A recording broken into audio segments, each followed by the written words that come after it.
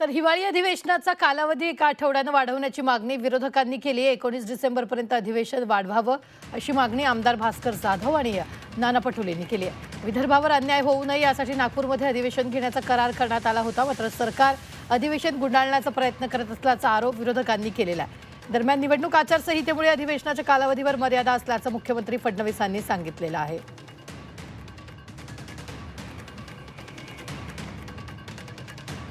सर्वसाधारणपणे बीएससी मध्ये झालेली चर्चा येऊन बाहेर बोलायचं नसतं हेही मला माहिती आहे, तरी मी बोललोय हेही मी मान्य करतो। मी कधी आयुष्यात खोटं बोलत नाही।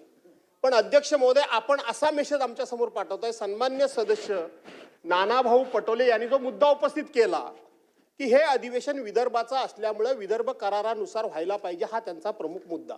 ठीक आहे, त्याच्यावर आपण निर्णय देणार, पण आपण असा मेसेज पाठवला की आम्ही तिथं या सगळ्या गोष्टीला मान्यता दिलेली, आम्ही आमचं मत तिथं मांडलेलं आहे की 8 ते 19 पर्यंत व्हावं, हा आम्ही आग्रह केला। एखादा आठवडा अधिक वाढवा म्हणून आग्रह केला, निर्णय झाला इथपर्यंत ठीक आहे, परंतु तुम्ही आमच्याबद्दल संशयाचं वातावरण निर्माण करू नये असं मला म्हणायचं आहे। हे अधिवेशन कृपया विदर्भासाठी आपण वाढवून द्यावा सरकारला आणि त्या पद्धतीची भूमिका आपण मांडावी असं माझं मत आहे। मुख्यमंत्री मोदयांनी म्हटलं मला काही विरोध करायची गरज नाही, मला पाहिजेच अधिवेशन विदर्भात असं ते म्हणाले। ठीक आहे, कामकाज पुढे जाऊ दे। तुम्ही अध्यक्ष महाराज आम्हाला न्याय द्या, ही भूमिका आमची आहे।